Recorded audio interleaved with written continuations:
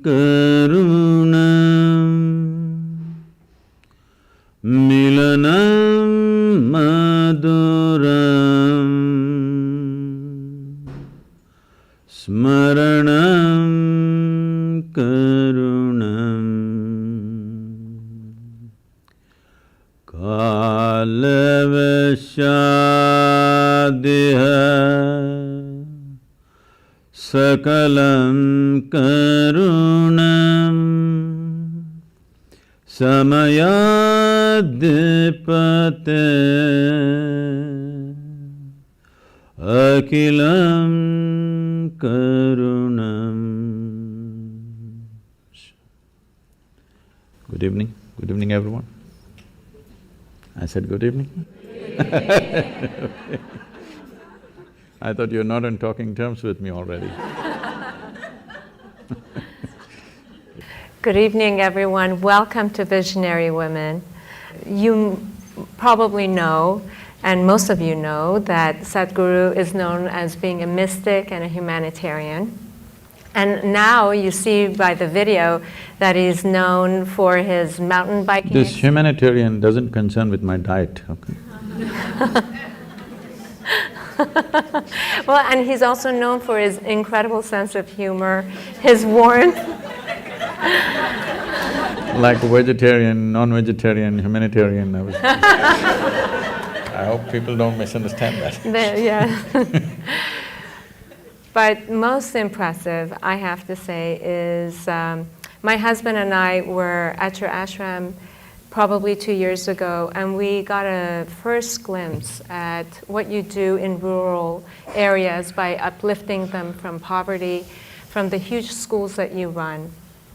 And we at Visionary Women feel that it's a huge honor to have you here tonight, so we can discuss a few things that is of importance to us as well. So, welcome to our community at Visionary Women.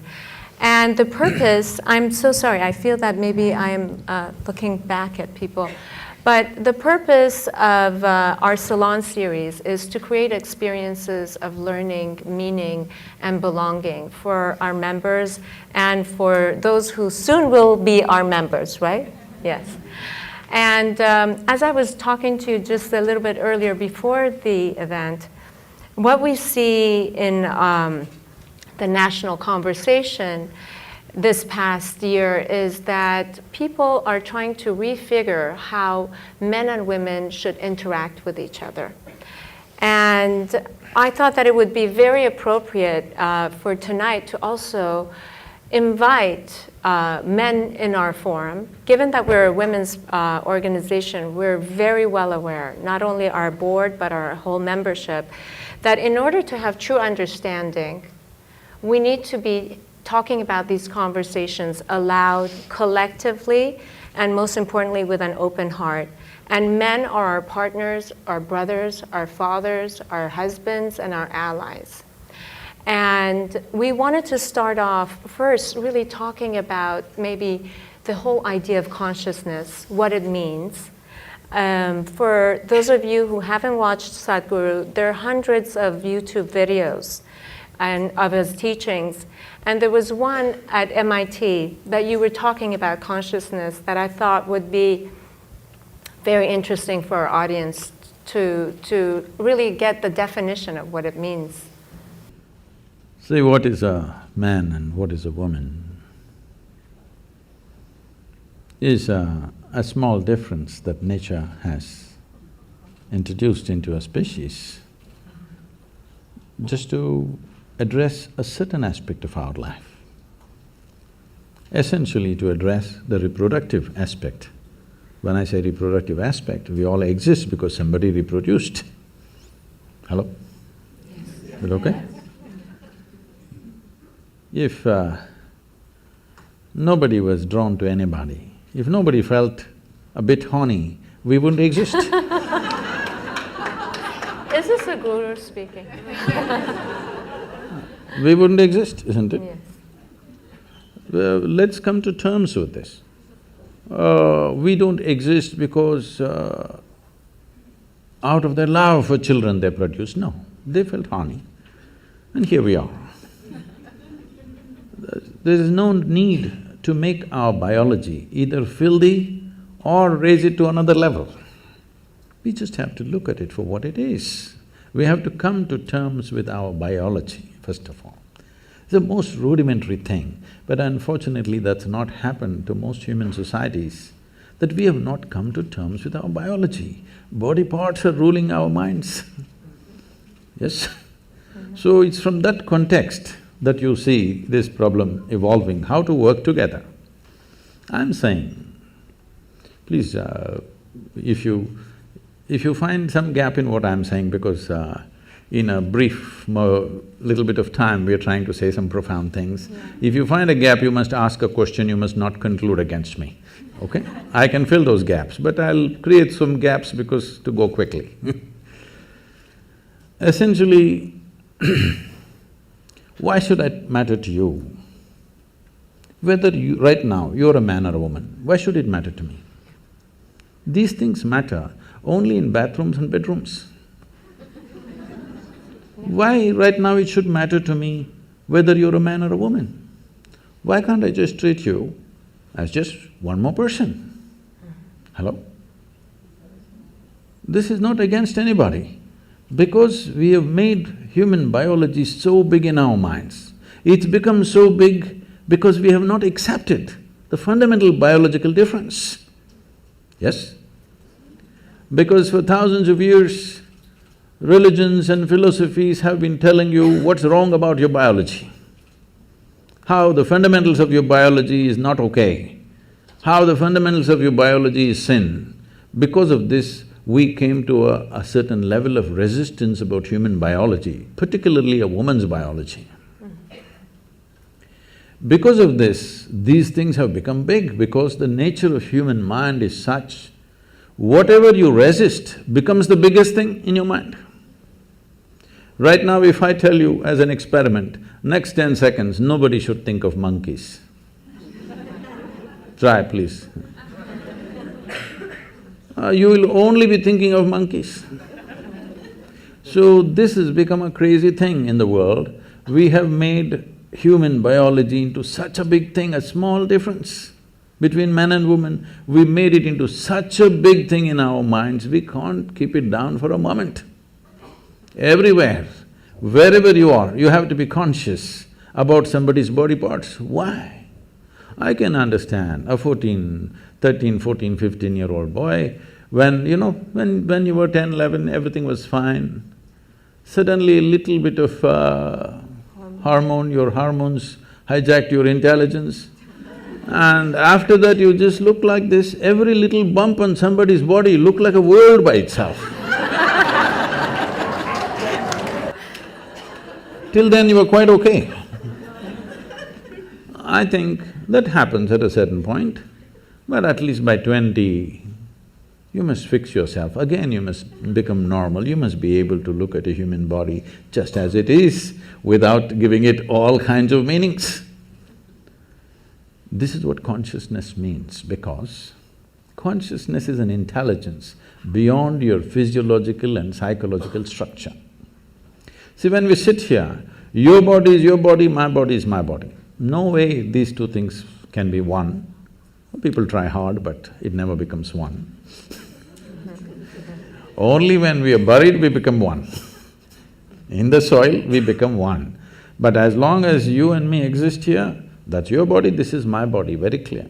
That's your mind, this is my mind, very clear. These things will never become one. We can agree on a few things, but my mind is my mind, your mind is your mind, isn't it? But there is no such thing as my life and your life. This is a living cosmos. You have captured some, I have captured some, that's about it. If you… depending upon how much you capture, that will be the scale and scope of your life. This got nothing to do with anybody's biology.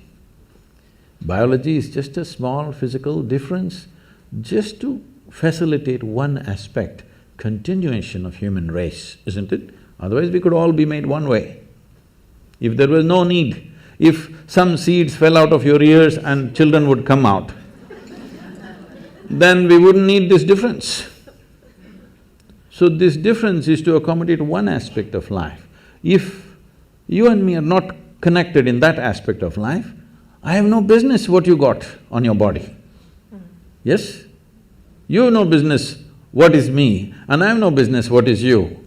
The question is, if we're doing something together, well, do you make sense or do I make sense to you? That's about it. But biology has become a very big thing.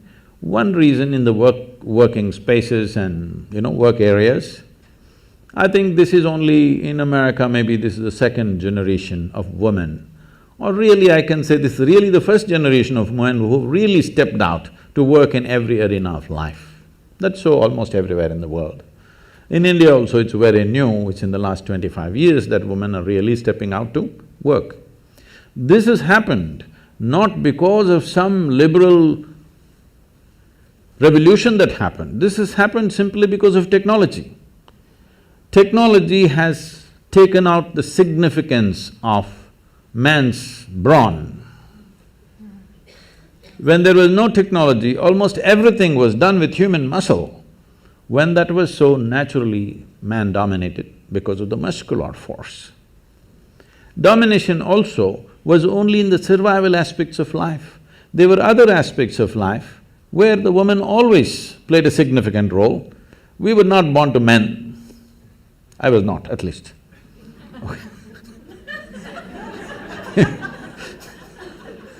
So, they always played a significant role, but roles were divided because economic aspect of life was largely muscle-powered. So, men dominated.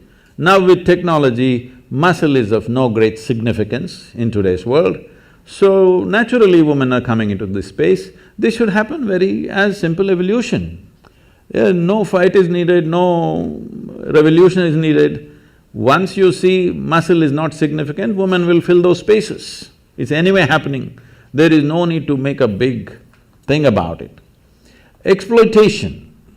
If you're talking about exploitation, I want you to understand, still we are in… as a civilization, we are still in that level of crudeness of mind. It's not just women, anything weaker than us we exploit.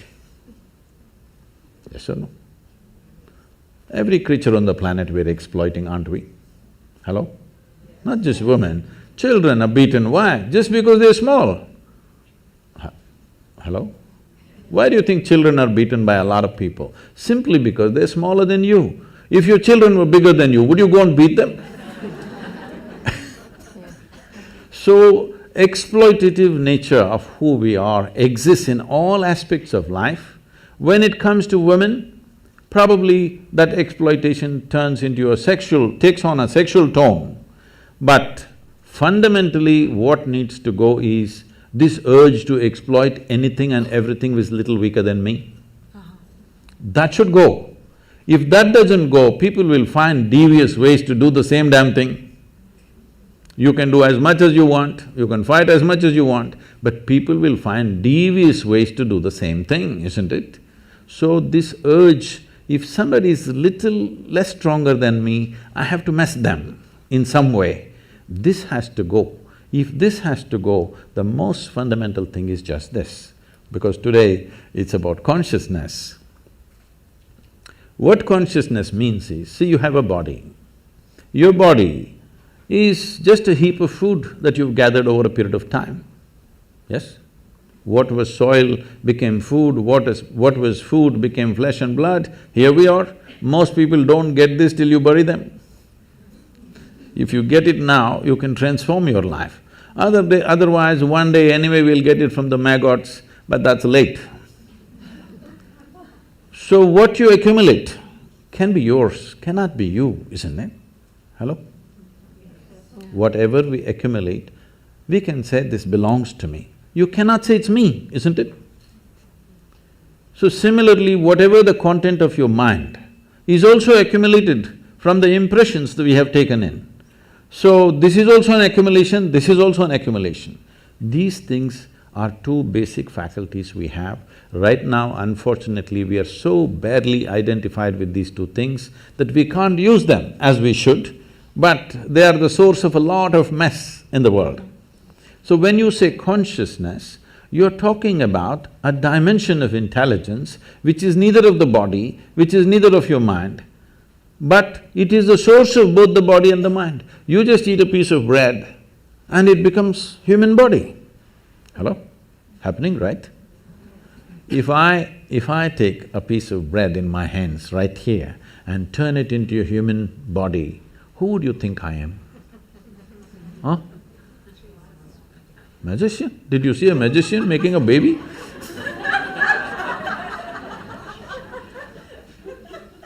Who would you think I am? Creator himself, isn't it?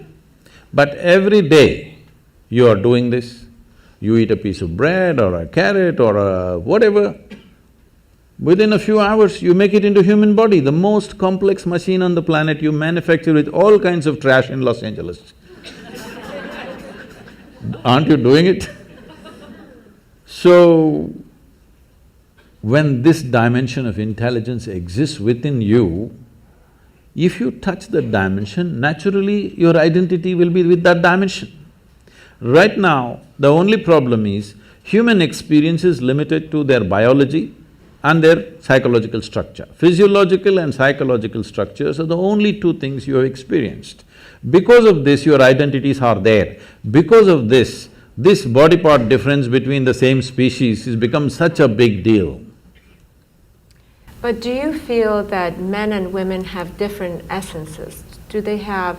you've talked about the masculine and the feminine principle. Could you tell us a little bit about that? See, we should not misunderstand masculine with male and feminine with female.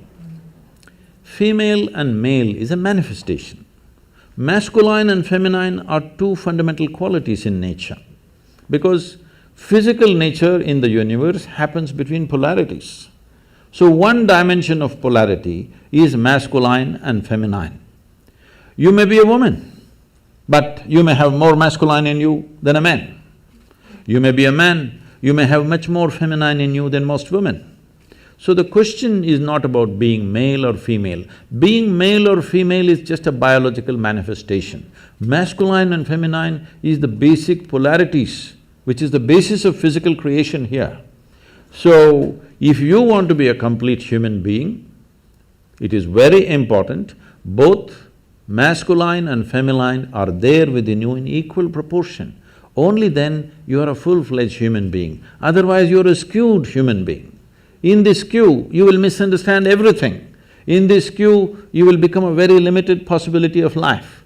If you might have seen these images probably because of the yoga studios and other things in California. You will see in India, Adi Yogi, or he is known as Shiva, he is seen as the ultimate man. He is the ultimate man not because he is a super macho, he is ultimate man because one half of him is a woman. Have you seen these images? One half is a very athletic man, another half is a full-fledged woman. So his body itself is one half man and one half woman. In yoga, this is called as Pingala and Ida, two dimensions of your energy within you. Only when these two things are in balance, you have a proper perspective of life. Otherwise, you have become a very biological entity. Biology is a basis. Biology cannot be the peak of who we are. So I do know that you have a quote that says that whether you're male or female, if you're not in touch with the feminine, you don't enjoy the finer things in life. So is the feminine principle things that are more receptive? See, when we say masculine, there are two fundamental forces working within us all the time. One is our instinct of survival. We want to survive. We can take survival to different levels, but essentially the instinct of survival is this one wants to, this limited entity wants to survive and do well. This instinct is there in all of us, it's there in every creature in the world. Another dimension is, there is something within you which always wants to expand. When you are in a survival mode, you want to build walls around yourself. Boundaries are important. If you let your dog loose on the street, you will see he goes on peeing all over the place. Not because he has some urinary problem, I'm sorry, I'm not able to look at you. Not because he has some urinary problem, he is building his pea kingdom. He's setting his boundaries. It's a natural instinct. Yeah. He is trying to set his own boundary all the time. This is survival instinct in all of us, that we want to build a wall, protection, self-preservation. But there's another dimension which wants to expand. If you don't empower that, if you just empower only your instinct of survival, then you will build a wall of self-preservation, and after some time you realize walls of self-preservation are also of self-imprisonment after some time. Yes? If you build a wall today you see an enemy outside and you build a wall. Tomorrow you are in your own prison. Somebody else put you into prison, that's bad. But you yourself put you into your prison, that's horror. Yes? So the instinct of self-preservation has to be consciously balanced, otherwise we'll end up building walls and walls. Oh, I'm in California. This is so funny.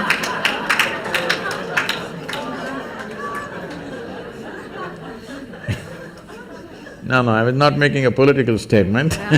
You just did. So, inevitably, when we feel unsafe, we'll build a wall. So, the instinct of self-preservation cannot be ignored, it is there, obviously, isn't it? Obviously, it is there in all of us. Walls are not always of brick and mortar, there are a variety of walls we set up. But the longing to expand is also there. How much expansion do you want if you sincerely look at this? Today if you're here, you want to be a little bigger, if you're there, you want to be a little bigger. But suppose I make you the queen of this planet. Hello? Don't look at me hopefully, huh? Why will I commit such a blunder? Suppose I make you the queen of this planet, will you be fulfilled? No. You will look at the moon. Why not that? If I give you the moon, will you keep quiet? You will look at the next galaxy. If I give you one galaxy, will you keep quiet? You will look at the other galaxies. So there is something within you which wants to expand. How much expansion do you believe will settle you? If you really look at it, you want to expand boundlessly. There is something within you which does not like boundaries, please look at this. Yeah. If I imprison you right now in a 5x5 cubicle, you will feel horrible. So tomorrow we'll announce your liberation and liberate you into your 10x10 cubicle. Now you will feel wonderful for a day. And then you will feel horrible in the 10x10 cubicle. We will liberate you into your 100x100 cubicle, you will feel really great for 3 days. Again you'll feel the same thing. It doesn't matter where I set the boundary. The moment you can feel the boundary, you want to break it, isn't it? So there is something within you which does not like boundaries. So if there is something within you which does not like boundaries, it simply means it is longing to become boundless. Yes. You cannot become boundless through physical means, isn't it? Physicality means, the fundamentals of physicality is a defined boundary. Without a defined boundary, there is no physical body. Suppose there were no boundaries to my body, where would I be, here or there or where? Only because this has a boundary, it is here. Your body has a boundary, so it's there. But there is something within us which longs to be boundless. If we do not empower this, there will be no balance between masculine and feminine. That is why ultimate liberation, both for men and women, it's not… see, one cannot be liberated from the other. Both have to be liberated from what? From this bondage of being stuck in our own bodies and identified with little bodily changes that we have between us and go on endlessly about the same debate. No, unless we become free from the identification of our own physical form, there is really no freedom. This is what consciousness means, an intelligence which creates this body Today there's a whole lot of interest in the Western world about the brain. In the yogic sciences, we do not attach much significance to the brain because we think through the entire body. This is the way of women for a long time. They thought with their body. They did not have all those complicated thoughts that men were struggling with, but they simply knew what to do, what not to do, because they thought with their entire body, because their body was doing things which no brain can do. Even now, if I ask you, what you call as intelligence in modern terms, in today's educated world, what people think is mind is a combination of memory and intelligence, isn't it so? Memory and your ability to concoct something out of what you remember, the data that you have, and what you make out of it and use it, now you're considered smart, isn't it? Let's start with memory. See, if I ask you 10 generations ago how your grandmothers looked like, do you remember? No. Do you remember? No. But your great-great-great-grandmother's nose is sitting on your face right now. Your body remembers or no? Your body remembers or no? How your skin tone was 1,000,000 years ago for your forefathers, your body still remembers, yes or no? So in terms of memory, what your body carries is trillions of times more than what your brain can ever carry. Yes or no? Yes.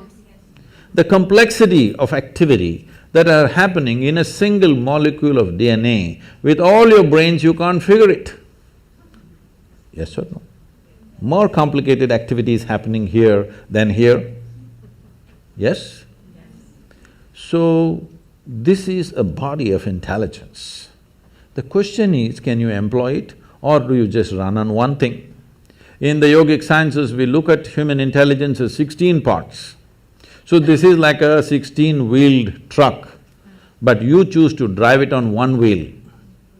Very strenuous.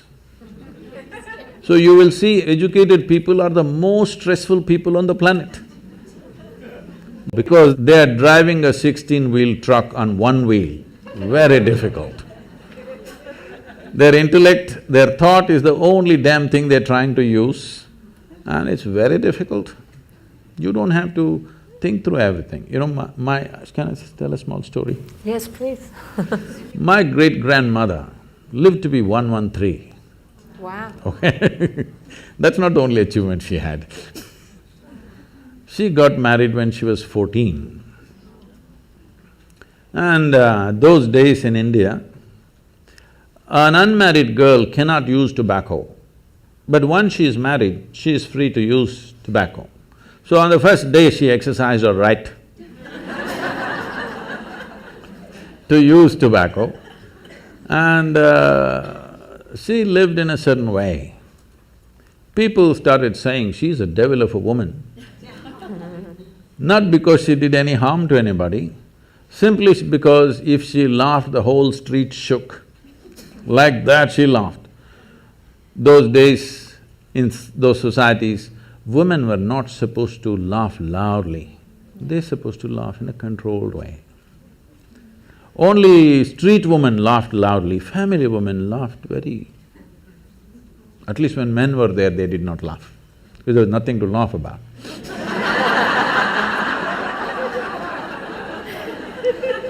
But she laughed in such a way that the whole street would shake if she laughed.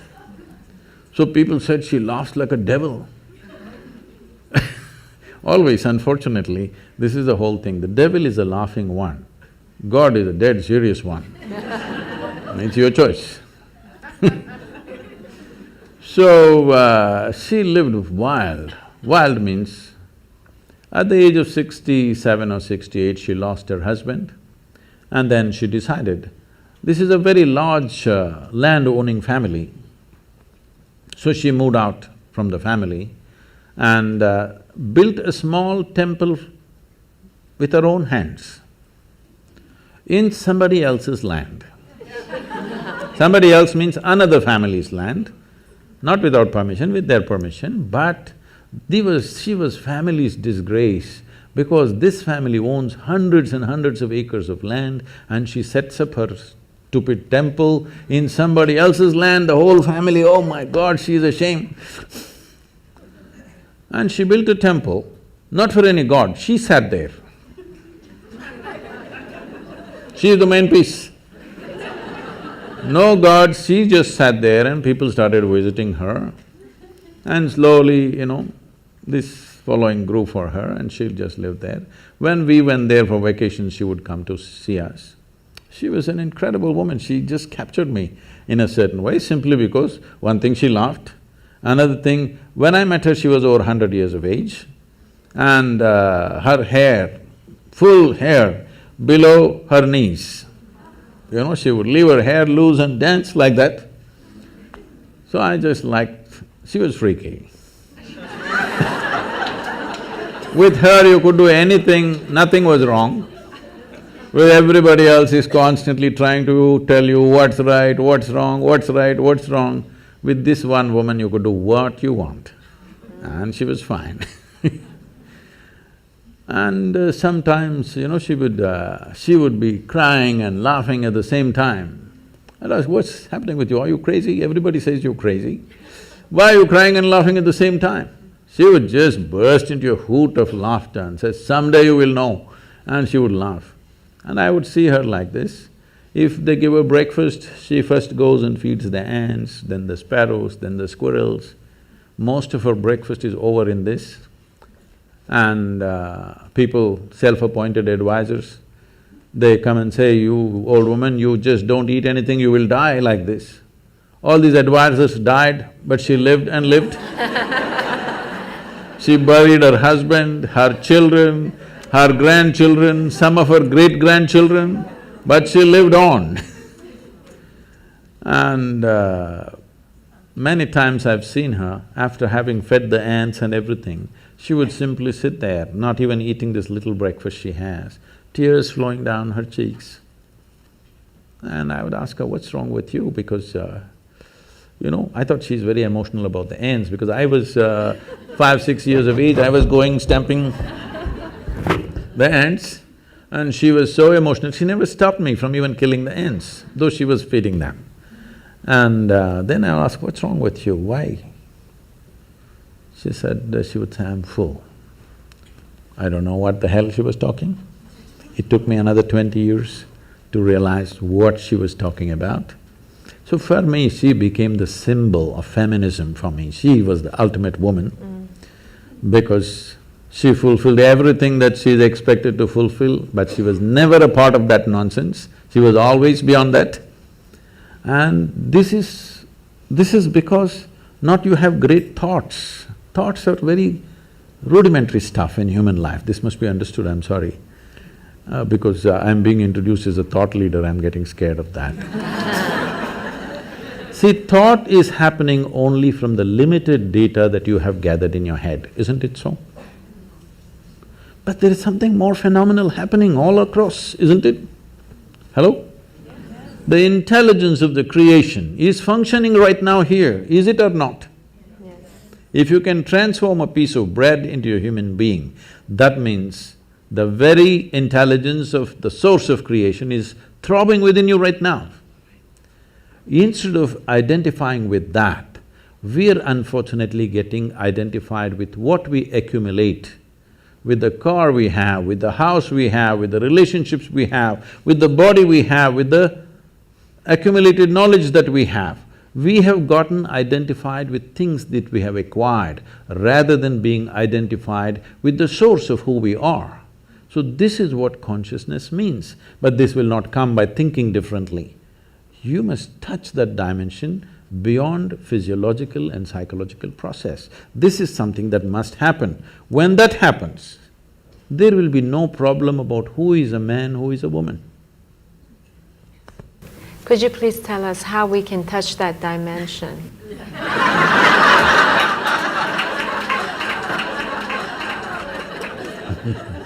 We can start with a very simple process, which today tens of millions of people are practicing across the world. I brought this out because, when I was just about maybe 2.5 or around 2.5 years of age, my mother her health was not good. So they sent me to my aunt's place who lived in my grandfather's house. My aunt was just married and she was only 18 years of age. She was that bubbly, joyful, loving human being that you can't stop her for a moment. And she took me in as her own and we became great friends. I was there for nearly 2 years maybe, but after that I came back to my parents, but I always developed that close relationship with her, not of an aunt, but we became buddies right through our life. Then a time came and her life went on like normal, marriage good, children cute, and the boy got educated and went somewhere and the girl got married as she wished and grandchildren came, everything wonderful. Then she got some ailment. Then she knew in the next 2 years she's going to die, max 2 years. Then I saw this wonderful human being deteriorating into nothing. Total mess she became. This such a loving, joyful, exuberant human being that nobody could stop suddenly became a wreck. I just looked at her. I was into too much travels here and there, I tried to catch up with her, but nothing much could be done with her because she just shattered. I just looked at her and saw the only problem with her is she knew two things, her physiological structure and her psychological structure. She managed it well and kept herself loving, joyful, wonderful, everything.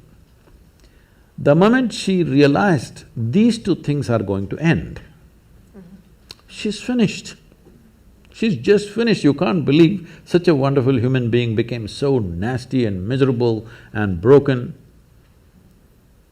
At that time I thought, this is something that needs to happen. So we started what is called as, in Tamil Nadu, we started this Urusuttu Anmikam. This means one drop spirituality. Everybody must have at least a drop of something which is beyond your body, which is beyond your mind, something within you which is not a concoction of your mind.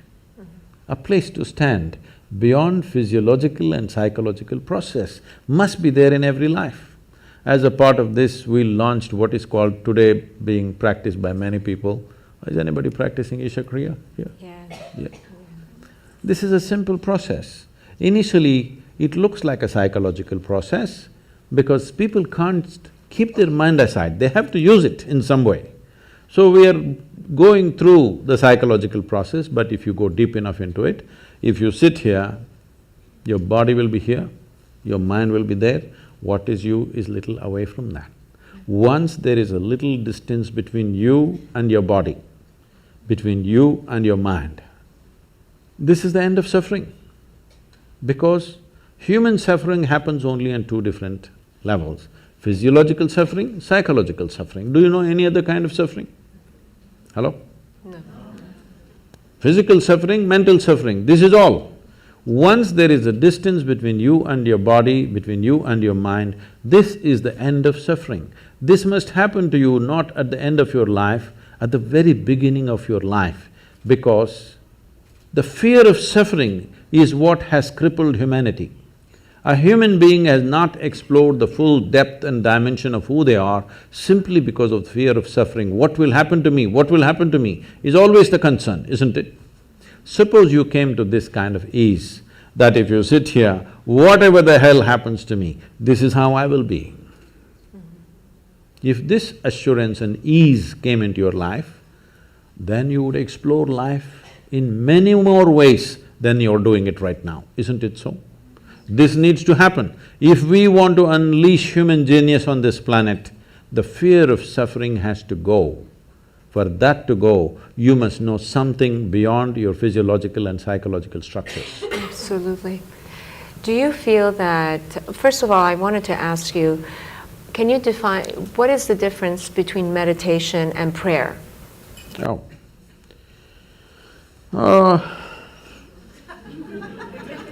You're trying to get me into trouble. Yes. No, because some people say my prayer is like meditation. Could be. It could be, but probably meditation is more of a form of listening, I would imagine. See, there is something called as organized prayer, and there is something that all of us may experience at some point. You don't have to be religious for this. Sometimes you become prayerful. You saw a glorious sunset, you just sat there without knowing why. You're not saying anything to the sun, after all he's going. Simply, just the beauty and the magnificent nature of what it is, maybe your hands came together like this, something you did. It happens, right? So you are prayerful. To be prayerful is a fantastic place to be. Now somebody created systems to make you prayerful, but unfortunately that just became prayer for a lot of people. Prayer means you're talking to somebody, a long distance talk. And unfortunately, if you look at the prayers on the planet, I would say 95% of the prayers on the planet, whatever kind of religion they belong to, is just about, dear God, give me this, give me that, save me, protect me. Is that so? Yes. So give me this, give me that, save me, protect me. Does it seem like a divine process to you, or does it seem like survival process outsourced? Yes. It's so true. It's very true. So, outsourcing your survival is not an efficient way to survive. To survive on this planet, you don't need any divine help. You just need 4 limbs and a few brain cells that work. That's all you need to survive. You don't need any other forces to come and cooperate with you for survival. Only when your life is beyond survival, you're looking for other dimensions of existence, then you may need the cooperation of other forces. For survival, when a worm can survive, an insect can survive, a bird can survive, an animal can survive, with such a big brain you cannot survive, what is this? The only problem may be you want to survive like somebody else, that is a problem.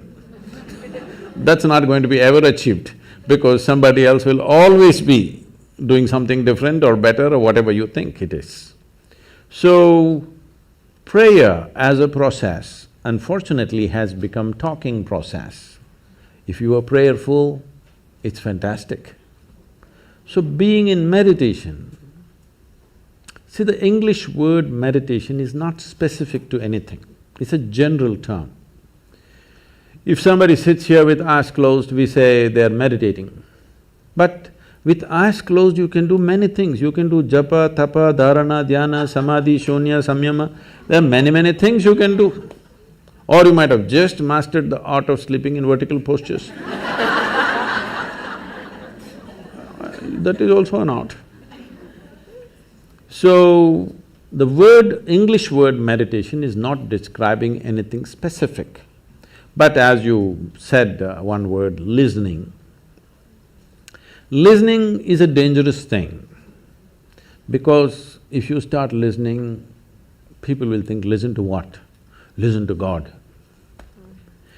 All those people, I'm saying with this all due respect, so those who are devout, those who are prayerful, that's a different matter.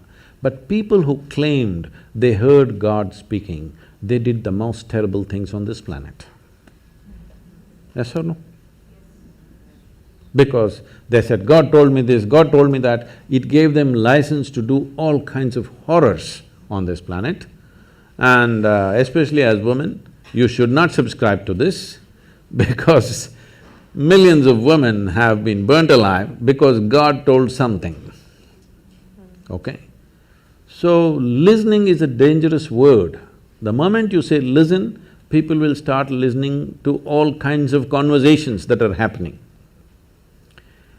But to become listening is a wonderful thing. If you take these words literally, prayer, listening, all these things can become ugly, because people always have this thing about What is my experience of life?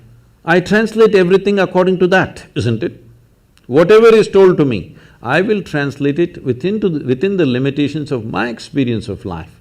With this, if you say, listen, they must listen to somebody. Whom should I listen to? God or devil? Please listen to God. Then he starts talking. So, listening is a quality. In yoga, we call this being a sati. Oh, that's very wonderful, because sati also means a woman. Sati also means a wife. So we call this Satipattana. Have you heard this word? Anapana Sati Yoga. This means just to wait upon something. Because they saw in ancient societies, women had a certain quality of waiting which made them very special. Because it's not like today, if a man goes out every 7 minutes, you can keep track of him, you can put a GPS tag on him, where is he going, what is he doing. Every 7 minutes he has to message back where he is. Those days, either on business or war or expedition, they went out. You never know whether they're going to come back or not come back. You're holding children and sitting here with all kinds of forces around you, and everybody knows your man may not come back. It's always possible he won't come back. But they waited. That waiting had a very special quality, because in waiting there is an eternal quality. In doing, all doing has a beginning and an end, isn't it? Yes. Waiting has an eternal quality. So this quality in the yoga we refer to as sati. Sati means wife and a woman. The feminine is called sati, and this is the quality of waiting. In a way, it's listening. You're just willing to be with life. Now you understand it's not all about messing with it. There are some things we do and rest we wait. It's like pregnancy. Some things you did, rest you wait. Life happens. I'm going to ask one last question, and I'll turn it over to our audience for questions. But you were talking about willingness, and Visionary Women is a volunteer-run organization. And I know that every single person who is here is giving their time to one organization or another. And the fact that you have 9 million volunteers, and you were talking about the relationship between volunteerism and willingness, and that it's through willingness that you uplift your consciousness, if I'm quoting you correctly, or I'm understanding it. In some ways talking about how it could be a doorway to becoming a bigger person than who you are. See, before we come to women, first thing is visionary.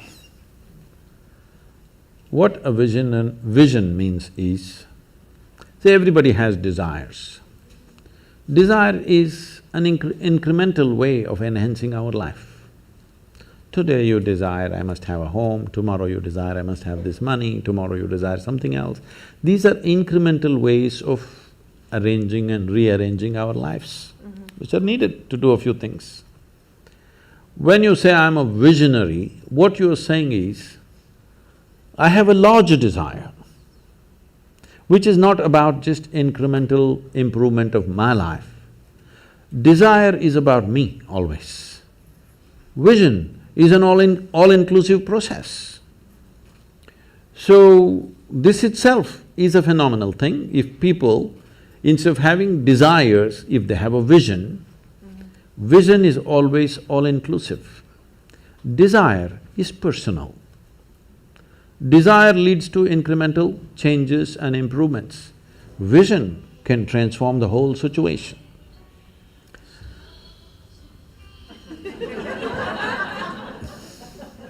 I like music. So, about willingness, because you said you're a volunteer organization, to be a volunteer means somebody who is doing something willingly, right? Yes. There's no other compulsion. There are no financial compulsions, there are no social compulsions, there is no something else. You want to do something willingly. So when you're a willing participant, right now, you're a volunteer. I'm asking all of you, right now, are you compelled to be here or are you here voluntarily? Oh, thank you.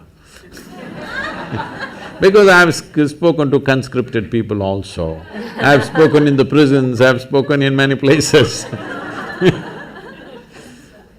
So you're here willingly. You're doing something willingly is the fundamental of your joy, isn't it so? Hello? However simple or stupid or idiotic activity it is, I'm doing something willingly, makes a world of difference, isn't it so? Hello? Yes. The difference between heaven and hell is just this. You're doing something willingly, that's your heaven. You're doing something unwillingly, that's your hell. We have already taken on attitudes, what we like and what we don't like. I like this person, I don't like this person. Now with this person I will do things willingly, with this person I'll do things unwillingly. This may be two people, two aspects of life, two communities, two nations, two many things. This I will do willingly, this I do unwillingly. This means I've decided in my mind, this is good, this is bad. When I hear even on national news channels, good guys and bad guys, it just…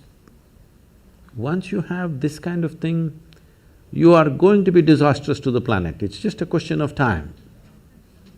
The moment you decide, this is a good person, this is a bad person, this has gone deep into American society. No, there are no good people and bad people. Everybody is oscillating between the two. If you create a very pleasant, wonderful atmosphere, everybody behaves wonderfully. If you create an unpleasant atmosphere, a whole lot of people act nasty. Yes or no? There are joyful people and miserable people, but there are no good people and bad people. That's big.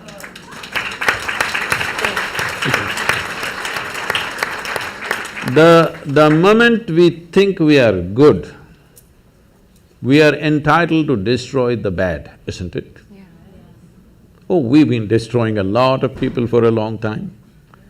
Time to stop that because human beings are in different levels of experience and understanding, variety of people. Anybody who is not like you is obviously bad, isn't it? Isn't it so? Those who are not like me must be bad people. Because the basis of goodness and what you think is goodness is decided by you. No, you have no business to do that. Willing means this, I'm just willing. I'm 100% yes to life. I am not yes to this one, no to this one, no. I am just yes and yes to life. If you are 100% yes to life, you are a volunteer. Oh, that's beautiful. You have become a willing life. You have become so willing that you have no will of your own. People ask me, Sadhguru, how do you operate with all these people? All kinds of horrible questions they're asking, they're doing this, they're doing that. I said, my life is not about them, it's about me. It's about how I am. It's about me. It doesn't matter how they are, that's their choice. But how I am is my choice, this is my way. No matter what they do, I'm like this. Because I have not given that freedom to anybody that somebody can freak me, somebody can make me angry, somebody can make me happy, somebody can make me unhappy. These privileges I kept to myself. It's time you do that too. Because if somebody else can decide what can happen within you right now, isn't this the ultimate slavery? Huh? Isn't this? Someone else can decide what should happen within you. What happens around you, of course, so many people decide. What happens around us is not 100% ours. But what happens within me must be my making, isn't it? Right now, just about anybody can freak anybody because they're not volunteers, they're unwilling. Volunteering means you have no will of your own, you can do whatever is needed. You know, we are a volunteer organization, this means all kinds of people. Most of them are not qualified for the jobs that they're doing. And I cannot fire them because they're volunteers.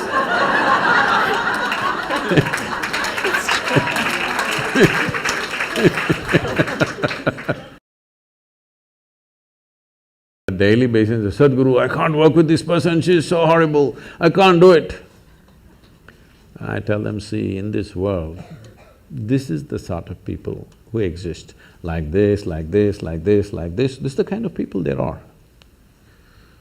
But if you want to work with ideal people, you must go to heaven. And today. Today. But if you think what you're doing is very significant, you must learn to work with all these horrible people.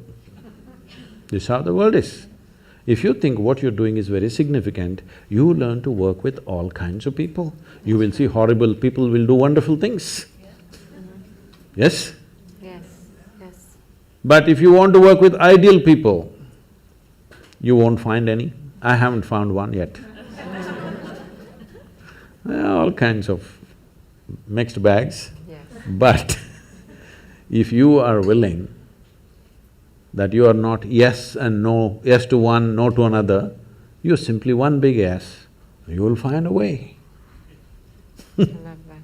Thank you so much. That I always say that it's the resistance to life. You have questions? Since the early 20th century, physicists have been, like Max Planck and Einstein and any number of physicists have been positing that consciousness is causative of physical reality. That consciousness comes first before physical reality has been manifested. I'd like to hear if you have any comment about that.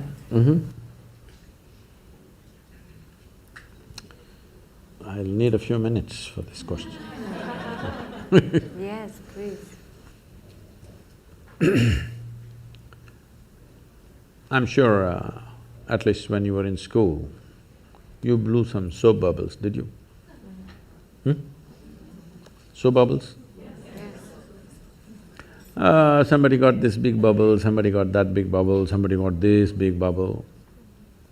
Same soap, if you give it to two people, one person blows that big bubble, another person gets only this big bubble. Hasn't it happened? Yes.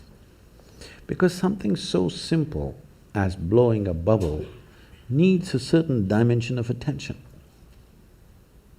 Those who have the necessary attention can blow that big bubble. Those who don't have, they get these tiny bubbles going.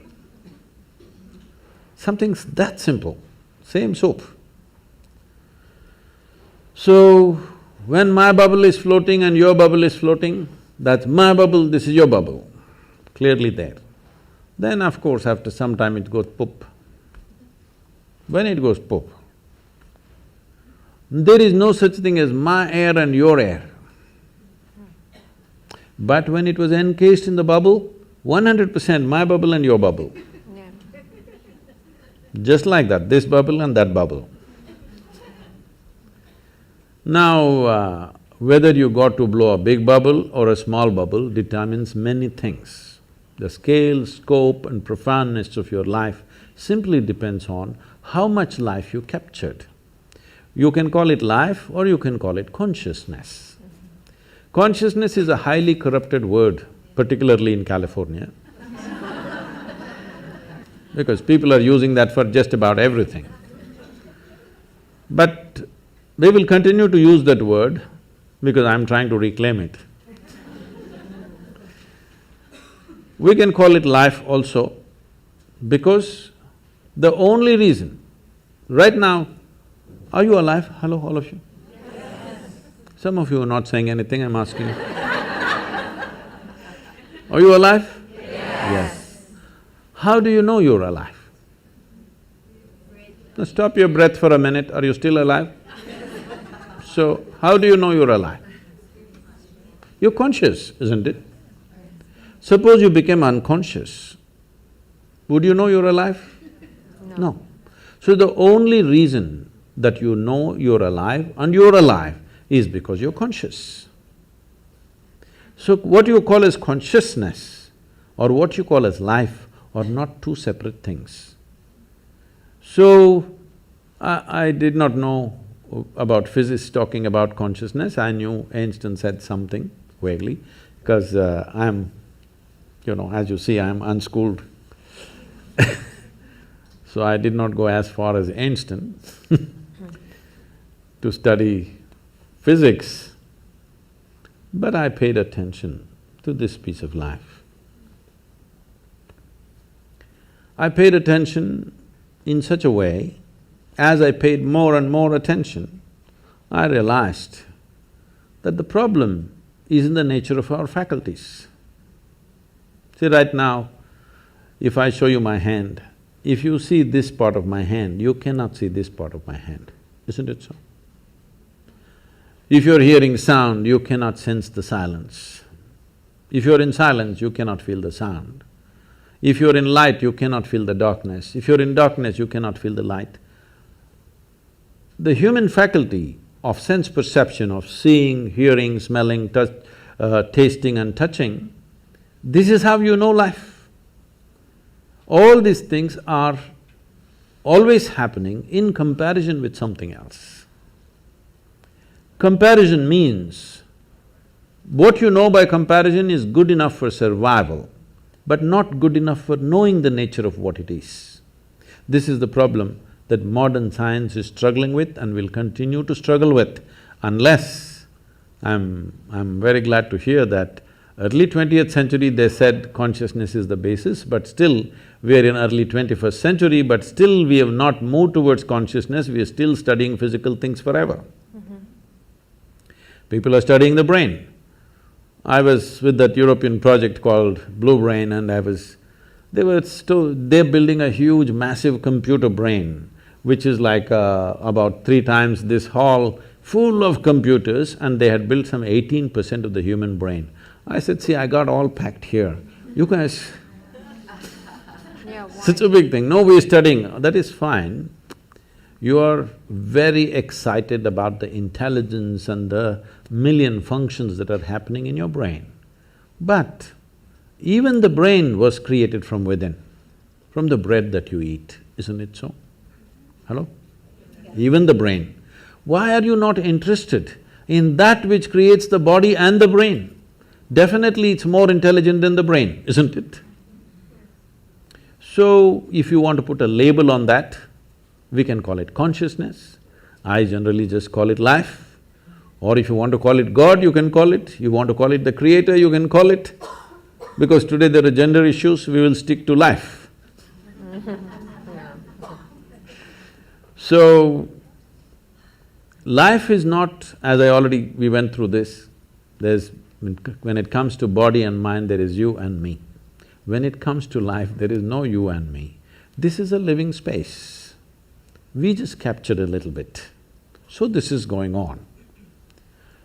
If we lose this ability to hold it, even if everything, all the organs in your body are functioning, still you will not live, isn't it?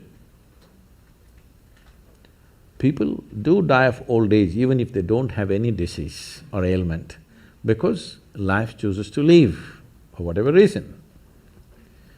So, what you're referring to as consciousness is definitely the basis of all physical existence. Well, modern physicists have gone on to say that over 99.999 whatever number of nines in an atom is empty. It's empty space. Only a minuscule is physical. This is the same proportion approximately even in the cosmos, that over 99% plus is empty, only physical manifestation is very small. If you look up in the sky in the night, because your visual apparatus are in a certain way, which are very deceptive, it makes you think, oh my God, millions of stars. But actually, the largest thing out there is empty space, isn't it? Most people will never see that because our visual apparatus are tuned to see physical matter. You can only see that which stops light. Please look at this carefully. You can see my hand right now only because it stops light, isn't it? If my hand allowed light to pass through, you wouldn't see. Right now there is something here very vital for your life that you're not seeing, which is the air that you breathe. You cannot see, but isn't that more important than my hand? Hello? Yes.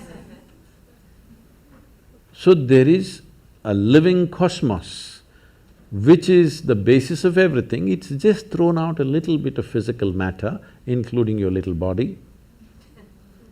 But we have gotten so identified with this physicality, its form and its shape, and now the gender of it has become a big deal.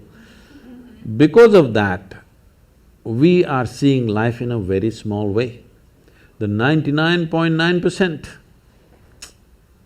is that life or the 0.1% is life? Please tell me. The bigger thing, isn't it? This is just a small manifestation, but we are still very juvenile as a species. In the sense, we are still… when I say juvenile, when we are adolescent, body parts are important. Yes or no? We are still, as a humanity, we are still in that condition. Body parts are super important. This is why spiritual process is important. When I say spiritual, once again, this is another most corrupted word on the planet. If I say spiritual, people are thinking looking up, looking down, looking at heaven, whatever, no. Spiritual means your experience of life has transcended the limitations of physiological and psychological process, which is what you are saying the physicists also said. That's very wise of them, that without experience, with inference they are saying that we acknowledge their intelligence, but after 1 century, we are still not there as a race, as a human species. But one thing I must share with you here is, I was just telling Nicholas, which came back to me because he asked some question. See, when I started doing this work 36, 37 years ago, what I found was when I conducted events and programs, over 82 to 85% of the people came because of physical ailments, because they knew this will give relief. Only 12 to 15% of the people came there, want to know something, experience something. But today, over 87, 88% of the people come because they want to know something, experience something. Only 10 to 12% of the people come for ailments, which is a phenomenal shift in the human society.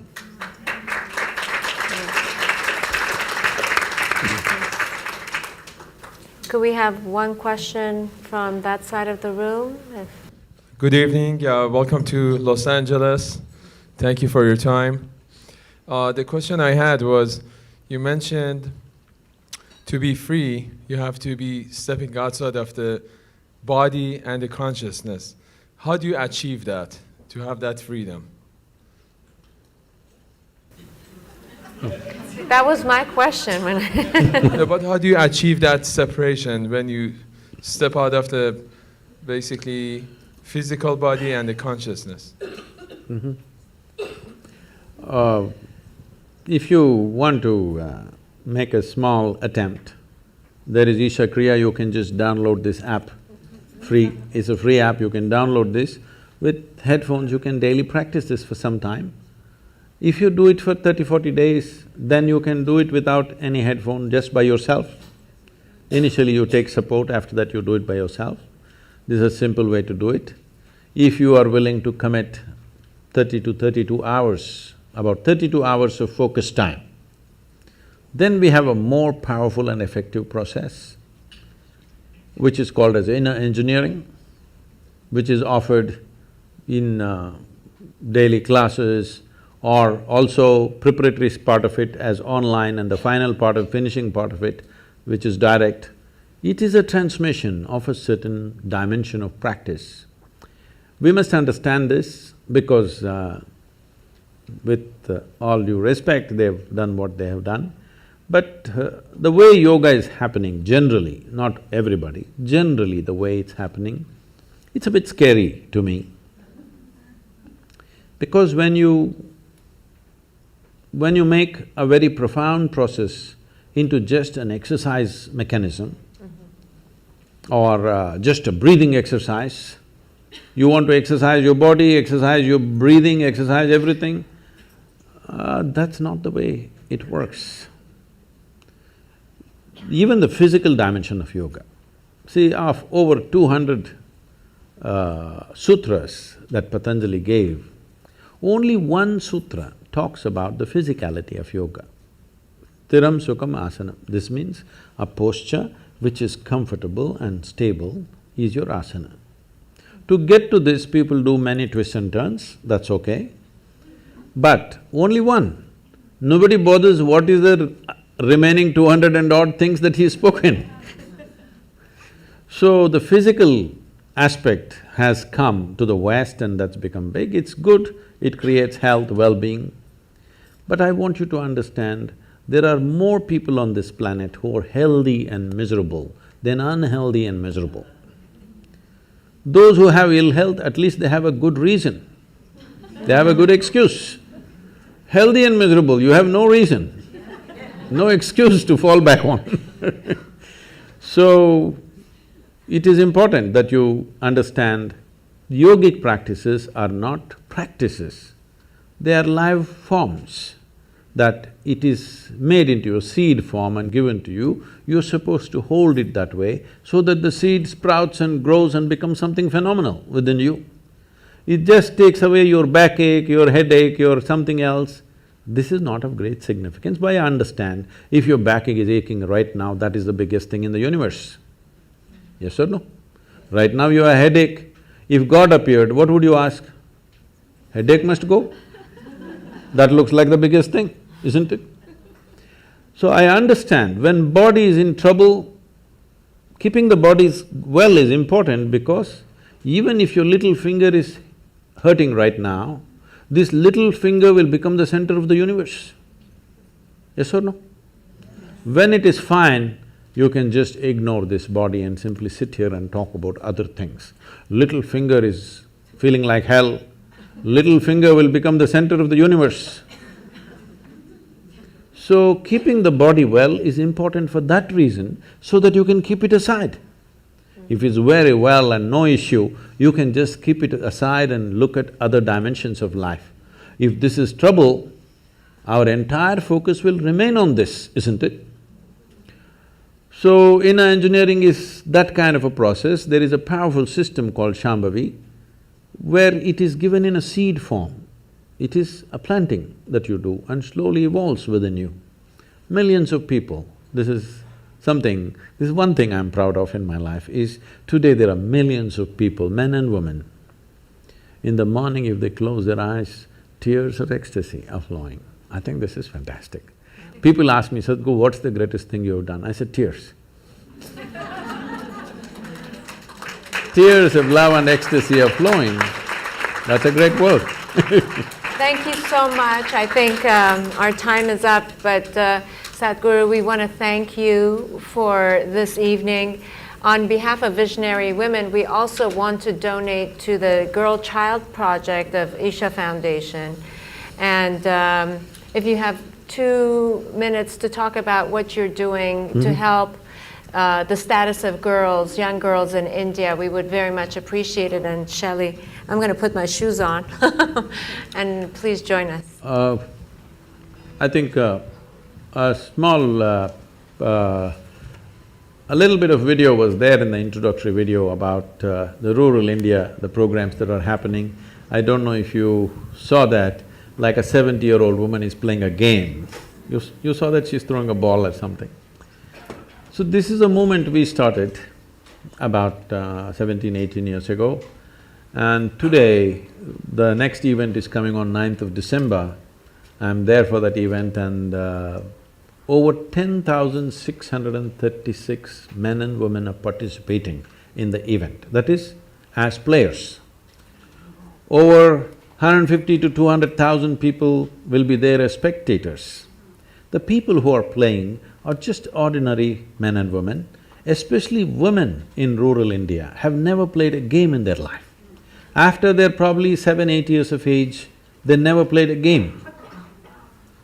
But now they're coming out and participating in a public tournament in front of everybody, it's on the television and ministers and celebrities are coming there to give prizes for them. It's an exhilarating experience for them.